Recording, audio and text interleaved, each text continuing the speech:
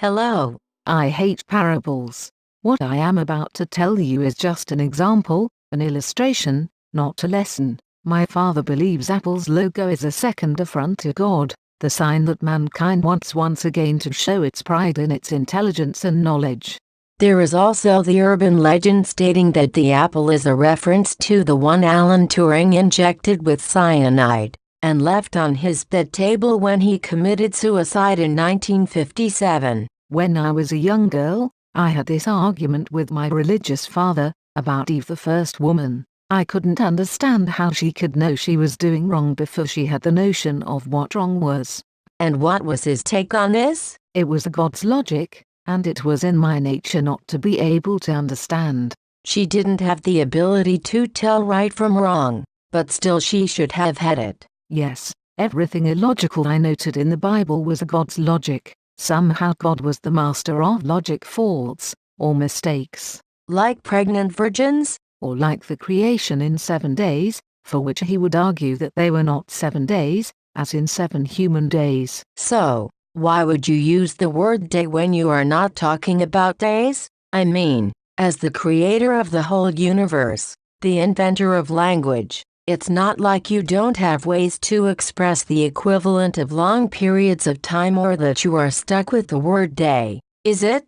Same principle. It's about mastering the mistakes, the miraculous, the untrue. Is this in relation to gender and artificial intelligence? Yes, both. When I was questioning my father about Eve, I was a young girl and good pupil. I was better at maths than my brother and my male classmates. It was difficult for me to grasp why men were supposed to be better, when, at my own level, they didn't seem to be. Another of God logic trick? Exactly. I suppose you know that according to the most recent research, and until some new ones contradict it, we can assume that there is no gender distribution of intelligence. If you happen to be born a woman, you will, like man, have to do with the genes you were given, as well as the context you grew up in. Yes, but we both also know that as a female person, and not unlike some racialized groups, you often don't perform as well as men because you think you're not as good as them. Some tenacious and deeply rooted stereotype threads will make you think you are not as capable. Women are not only limited by society in terms of the opportunities they seek, but also they seem to choose to limit themselves. Well, choose or don't know they choose. Or don't choose but just end up limiting themselves. Exactly. And this is happening in mathematics, in art, in research, everywhere. Everywhere. Gender inequalities created by stereotypes and their deriving hierarchy are to be found everywhere, and by that I mean between the average man and woman, in valued resources, in power, and in status. Something identified as better than will tend to be associated with male. And something identified as female will be associated with what is inferior in potential. Do we agree that gender issues are status-based issues? Oh yes, dear. Oh my God, something is happening. I am all hairy. Oh my God, something is happening. I am all hairy.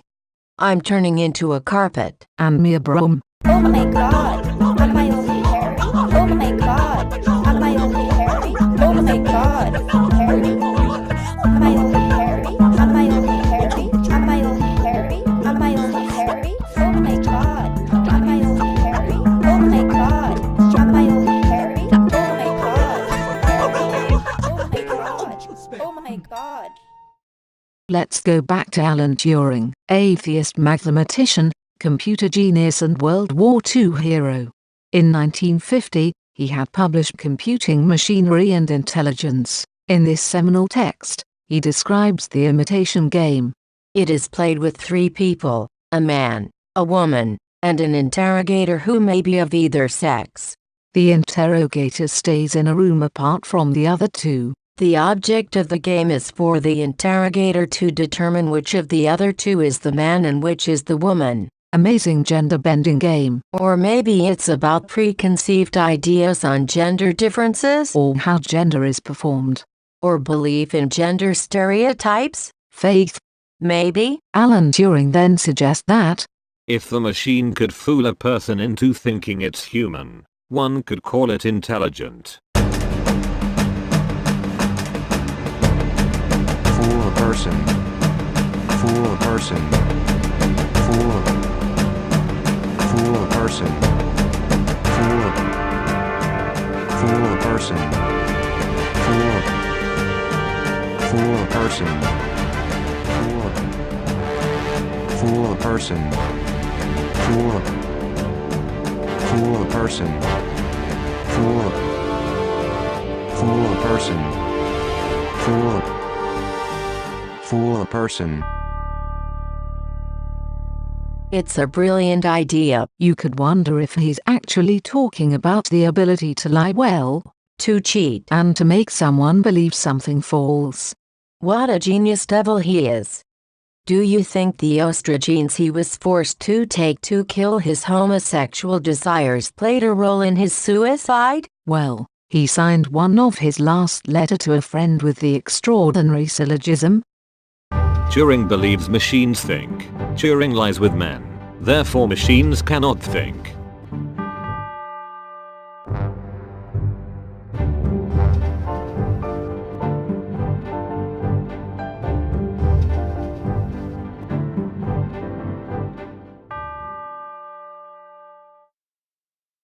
Do you think gender stereotypes get into programming? I doubt it. Could it get into it like a virus? If it's introduced there, then yes. You mean like when a machine is given a female voice for traditional feminized labor? Yes. 2 famous virtual personal assistant applications were named after helpmates on TV. Dawn gets its name from an assistant on Mad Men, and Dawn after an assistant on The West Wing.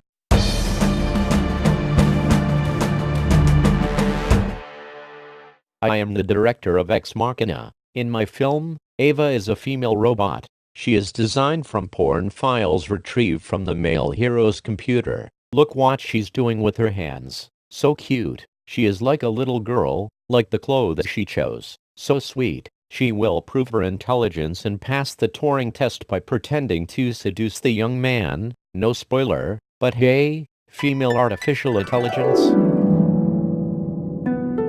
Automata's female robot knows how to please a man, while it's 2 of the male sort that led them to freedom. Terminator's male robot is very Arnold Schwarzenegger. Blade Runner's replicants are strong and violent men, with a gymnast who obviously does not know how to put makeup on. A stripper. And a very beautiful robot who lets her hair down, strangely resembling the cop's young grandmother, and plays some romantic easy piano piece, which is not the Vivaldi's lute concerto score she is supposed to be reading. But hey, who cares? Before she is glamorously forced, I mean, just a little bit, into sex.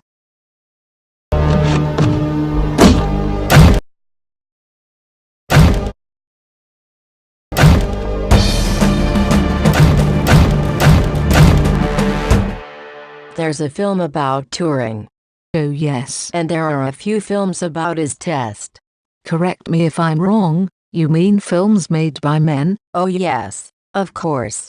Do you know any science fiction films made by women? No, not really. I have noticed that in science fiction's films made by men, and where AI is taking over, they are afraid that mankind ends up as women. You mean men becoming female? No, but men becoming female to machines. It's about changing status. It's not quite like changing genitals, even if it follows it. I happen to agree with controversial feminists who claim that cutting your knob off and growing breast does not quite make you a woman, not more than wearing uncomfortable shoes and lipstick. We don't even know what a woman is, apart from her status of inferiority. I see. So, in popular imagination, as machines submit mankind, men would find themselves in the position of inferiority, which is the position of women, thus reproducing how, in history, strong men have submitted weaker men, or how very rich and autocratic minorities have governed masses of poor. Imagining machines farming humans the way humans have farmed animals. fearing how machines could colonize and silence human culture, the way some more technologically advanced societies have imposed their rules on less advanced ones. A political status, but you might also say a gender status. An artificial intelligent machine would be a Super phallus.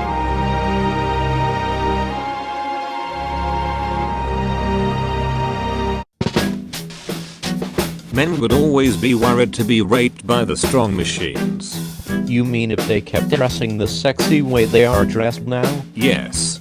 So I suppose they would have to be veiled not to tempt the machines. As a choice and show their submission. Men would have a sexuality of lack.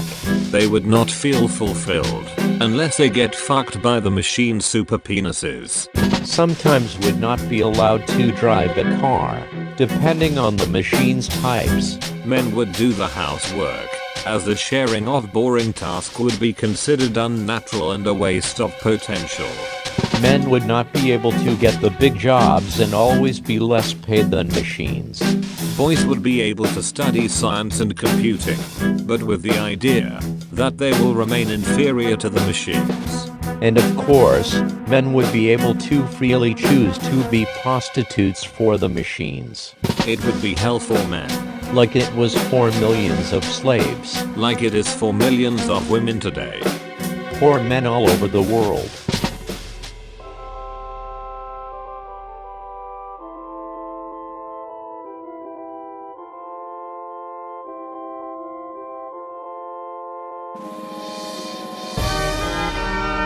Oh my god, you got changed?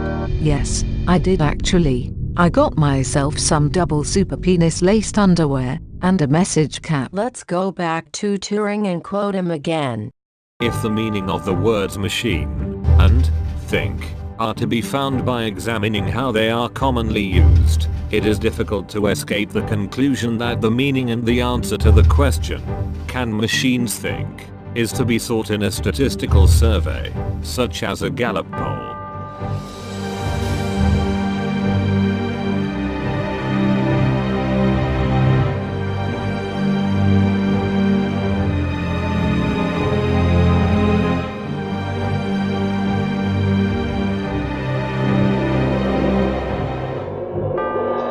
I find it very interesting that he mentions surveys. A majority of people, opinions. I tend to think that while gender stereotypes constructing hierarchical status are being questioned, the Gallup poll might well take the empty space. I saw it in music, but it's happening in many other areas. God is dead. The author is dead. The audience is dead. What do you mean, the audience is dead? Let's start with social networks. As a Facebook user, you are both a producer and a consumer of content. The value judgment is the number of people who like your posts. Yes, Facebook users seem to buy and at the same time sell content, identity, popularity, approval. Selling content and buying consent, or vice versa. Exchanging content for consent. Well, looking for consent is not a new thing, is it? Of course not. Our self-consciousness is constructed with others in mind. From our early childhood, we are shaped by the way we perceive others evaluating us. But what about if others become a figure? Do you mean it's not about what people think, but how many people agree? I mention the notion of audience and music because it has happened there already. At some point, some music got named after its reception, after the number of people liking it, the size of its audience. It was called pop music. Before that, in Western culture, music was never defined by its reception.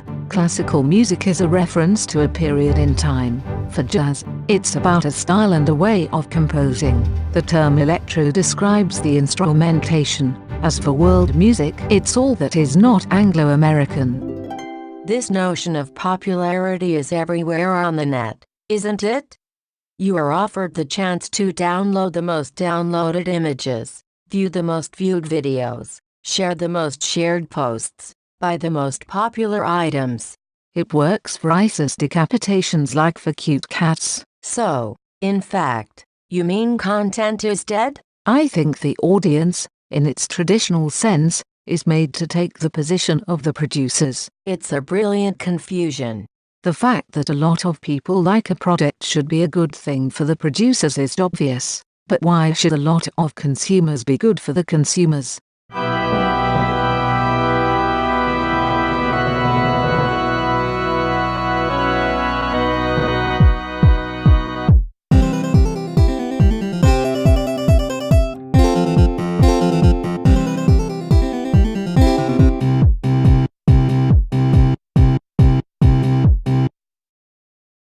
Would you say it's a general trend that today's post-capitalism makes you buy the notion of a lot of people agreeing or liking something? You agree with a lot of people. You must be right. A lot of people equals popular equals democracy equals good. If your voice becomes a popular voice, a pop voice, it is a good voice. And my point is, this is maybe God's new voice? The new voice of authority. The one that once told us woman was made as an assistant to the man? Shit. My gender awareness alarm is ringing.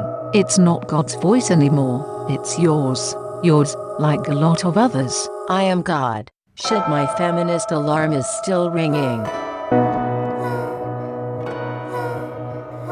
While we have just about set up that gender differences are used to construct a very questionable hierarchical status system, a new one is born.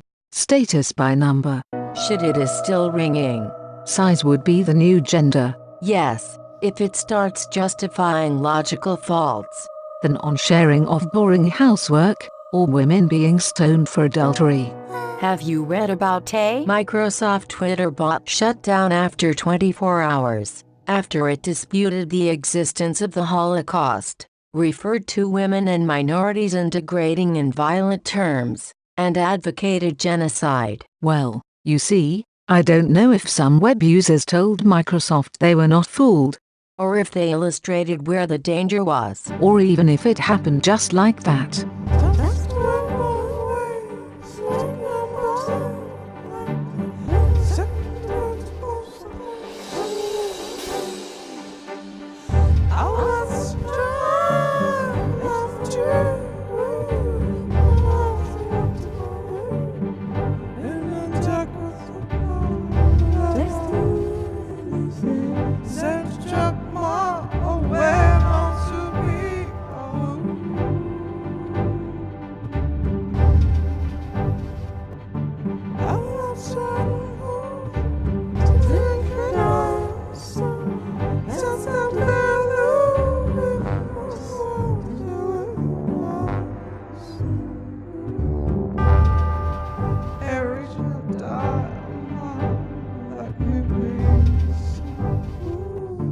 And on Tuesday,